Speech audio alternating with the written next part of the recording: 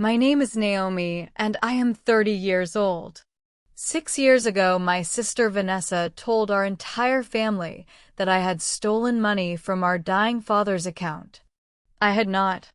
I want to say that immediately because the lie was specific and devastating, and I spent 6 years unable to fully unmake it. Our father had been ill for the final 18 months of his life, pancreatic cancer, the particular slow devastation of a disease that gives you time to prepare and somehow makes the preparation no easier. I had moved back home to care for him. Vanessa had stayed in her city, 3 hours away, visiting on weekends when her schedule allowed, which was not often.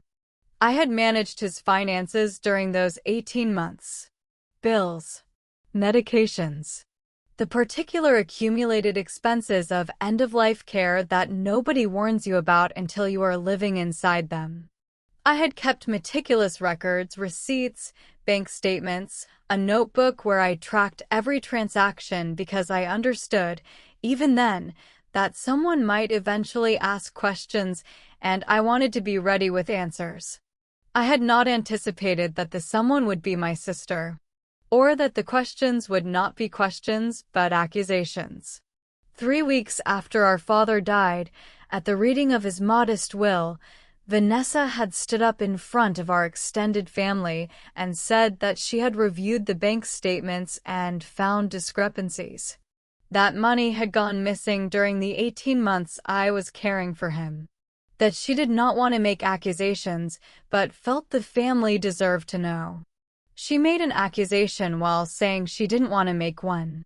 I sat in that room and felt the floor shift beneath everything I understood about my sister. I had defended myself. I had pulled out my notebook, my receipts, the meticulous documentation I had kept specifically for a moment like this one. I had shown the family exactly where every dollar had gone. It had not mattered.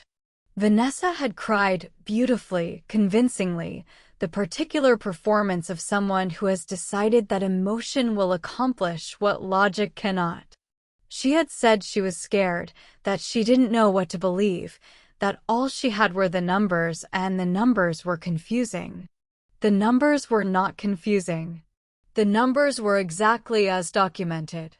But grief makes people believe strange things, and our extended family, aunts, uncles, cousins who had not been present for the 18 months of actual caregiving, chose to believe the narrative that fit their comfort rather than the documentation that contradicted it. It was easier to believe that someone had stolen from a dying man than to sit with the complicated reality that two daughters had simply shown up differently, and that the daughter who showed up less had decided to make herself look better by making the other look worse. I became, in my own family's eyes, the daughter who had taken advantage of our father's illness. For 6 years. I had not spoken to Vanessa since the will reading. This was not entirely my choice. She had also stopped reaching out, the particular silence of someone who understands that maintaining a lie requires distance from the person who knows the truth. Our mother had tried, periodically, to broker some kind of reconciliation, always in the careful language of someone who suspected something was wrong but did not have the courage to ask directly. I had built a life around the absence. A career in forensic accounting, the particular irony of someone who had been falsely accused of financial impropriety choosing a profession built entirely on financial precision and proof. A small circle of friends who knew the real story and believed me completely. A quiet determination to live well despite the family who had chosen comfortable fiction over uncomfortable truth. And then, 6 years later, Vanessa's husband called me. His name was Marcus. I had met him twice at the wedding I had attended despite everything, because some absences cost more than the discomfort of presence, and once at a funeral that was not our father's. "Naomi," he said, "I need to tell you something. And I need you to know I'm telling you because it's right, not because Vanessa knows I'm calling." I sat down. I found her old laptop, he said, while clearing out our garage. There were files on it. Financial records. Drafts of things. What kind of drafts? I said. Drafts of the speech she gave, he said. At the will reading. Written 2 weeks before your father died. I held the phone very still. She planned it, I said. Yes, Marcus said. Before he even died. I think, Naomi, I think you need to see these files. Marcus brought the laptop to my apartment on a Saturday. He looked like a man who had spent 3 days deciding whether to make this call, weighing the cost of betraying his wife against the cost of allowing a lie to stand. He sat at my kitchen table with the particular discomfort of someone doing something he believes is right and feels terrible about anyway. She doesn't know I'm here, he said again. I want to be clear about that. I understand, I said. Thank you for coming. He opened the laptop. The files were organized in a folder labeled simply Inheritance. Inside were drafts, multiple versions of the speech she had given at the will reading, each one slightly refined, the particular evolution of a narrative being perfected before its delivery. The earliest draft was dated 3 weeks before our father died, while he was still alive. While I was still sitting beside his bed at 3 in the morning, while I was still managing his medications and his finances and the particular exhausting devotion of caring for someone who is leaving you slowly. She had been writing the speech that would destroy my reputation while our father was still breathing. There's more, Marcus said quietly. There were emails. Vanessa had contacted a financial advisor friend, asking general questions about how inheritance disputes typically unfolded, what kinds of accusations were difficult to disprove, how family courts viewed claims about elder financial abuse. She had researched how to make an accusation stick. Not because she believed it. Because she wanted it to be believed. Why? I said. The question came out smaller than I intended. Why would she do this? Marcus was quiet for a long moment. There's a financial document, he said. Asterisk from around the same time. A debt. Vanessa had significant debt that nobody in the family knew about. Credit cards, a failed business venture. He paused. I think she needed people to believe you had access to money she didn't have. I think she needed a story that explained why she might need financial help from the family without anyone asking too many questions about her own choices. I sat with that.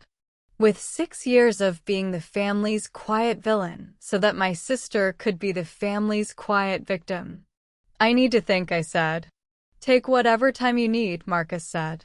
I'm sorry, Naomi. I should have looked more carefully years ago.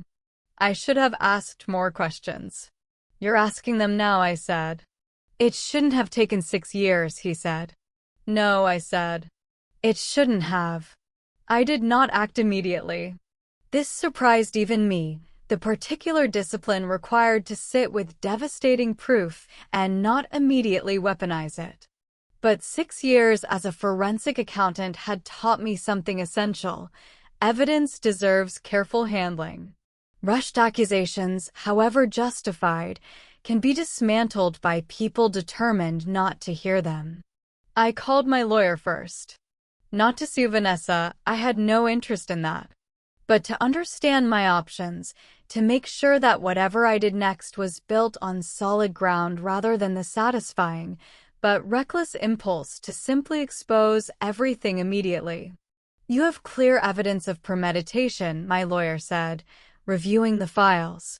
This isn't a sister who made an accusation in grief and confusion. This is documented planning. What should I do with it? I said. That depends on what you want, she said. Legal vindication? Family reconciliation? Simple truth. I thought about it carefully. I want my family to know what actually happened, I said. I want 6 years of being quietly judged to end. I don't need Vanessa punished by courts. I need her unmasked to the people who believed her. That's a more delicate process, my lawyer said, but achievable. I requested a family gathering.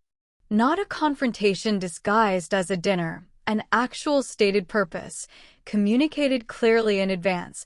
I have something important to share about Dad's estate and what happened 6 years ago.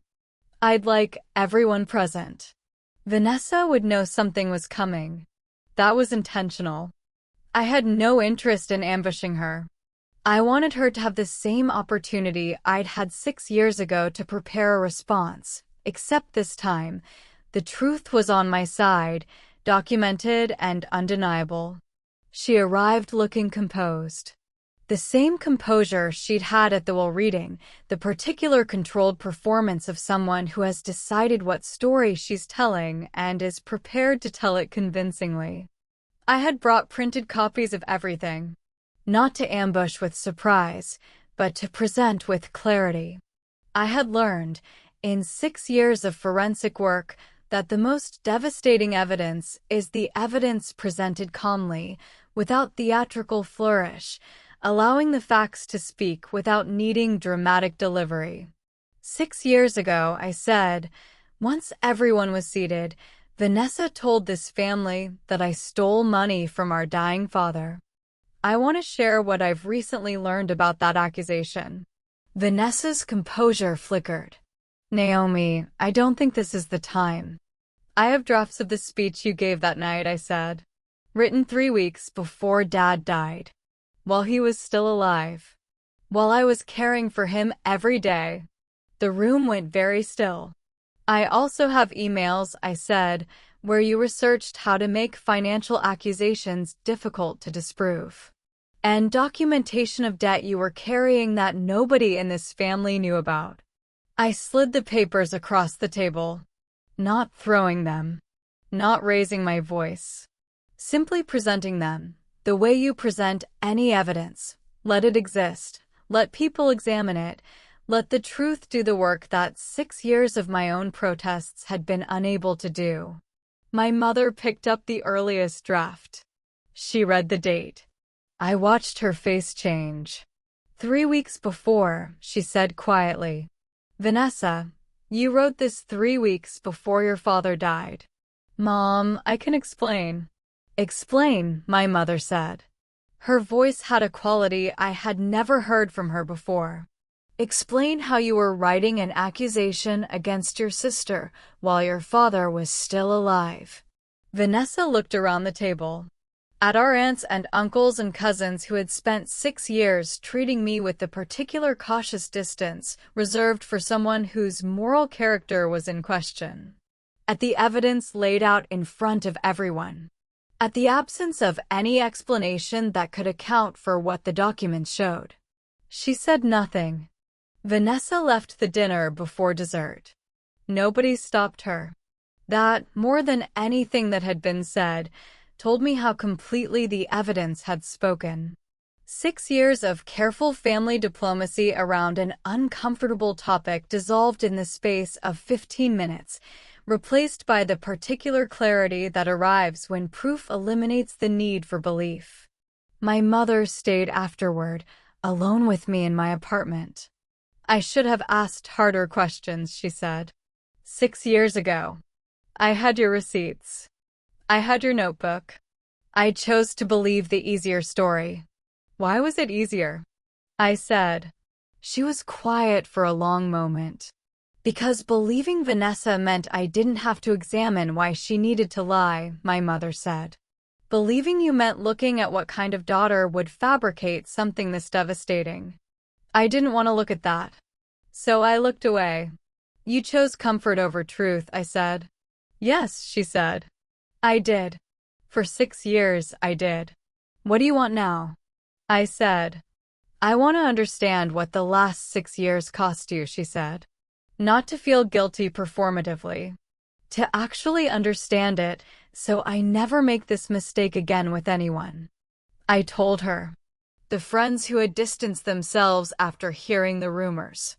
The career choices made partly to prove, through professional rigor, that I was nothing like the person Vanessa had described. The particular loneliness of being quietly judged by an extended family that never directly confronted me but never quite trusted me either. My mother listened without defending herself. When I finished, she said, "I want to call everyone who was at that will reading. I want to tell them what we learned. Not to punish Vanessa publicly, but because they deserve the same correction we just received." "That's generous to her," I said. "Considering." "I'm not being generous to her," my mother said. "I'm being accountable to the truth. The same truth I failed to defend 6 years ago." The corrections happened slowly over the following weeks. My mother called relatives individually, sharing what we'd learned with the same calm clarity I had used at the dinner. Not gossip, not dramatic revelation, simply factual correction, delivered with the seriousness it deserved. Some relatives apologized to me directly. My Uncle Frank called and said simply, "I'm sorry I believed the easier story. I should have asked to see your records 6 years ago. I didn't, and that failure is mine." My cousin Lisa sent a long message acknowledging that she had repeated the rumor to her own friends, had spoken about me unkindly based on nothing but Vanessa's tears, and was genuinely ashamed of how little verification she had required before participating in my reputation's destruction. Not everyone responded with such clarity. Some relatives remained quiet, uncertain how to process having believed something so thoroughly wrong for 6 years. I understood that silence too. Admitting you participated in destroying someone's reputation based on insufficient evidence requires a particular kind of humility that not everyone can access immediately. I did not need universal apology. I needed the truth to exist clearly, documented and acknowledged, so that the 6 years of quiet judgment could finally end. Vanessa called me 3 months after the dinner. I almost didn't answer. When I did, her voice was different from the composed performer at the will reading, different from the woman who had left dinner before dessert without explanation. "I need to say something," she said. "And I don't expect forgiveness. I just need to say it." "Go ahead," I said. "I was drowning," she said.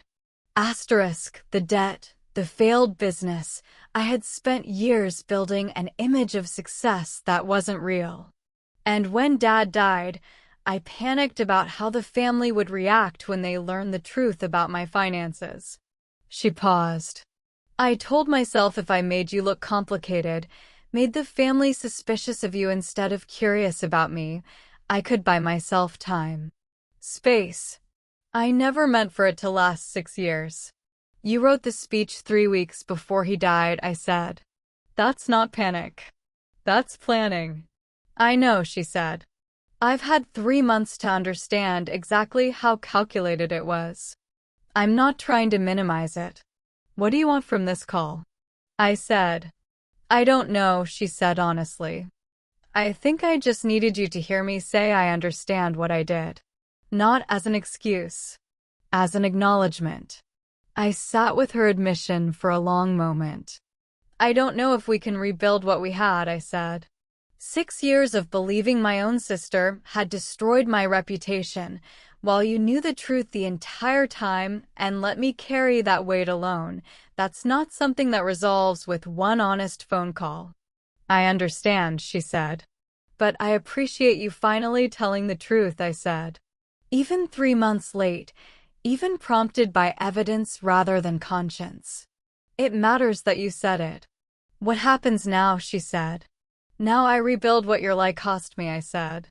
The career I built defensively. The relationships I lost. The years of being looked at sideways by people who should have trusted me completely. I paused. "You get to spend time understanding what 6 years of dishonesty actually requires you to repair, if repair is even possible." "Is it possible?" she said. "I don't know yet," I said. "That's something we'll discover slowly, if we discover it at all." I returned to my work the following Monday. Forensic accounting had taught me something valuable through all of this, that truth, properly documented and patiently presented, eventually overcomes even the most convincing fiction.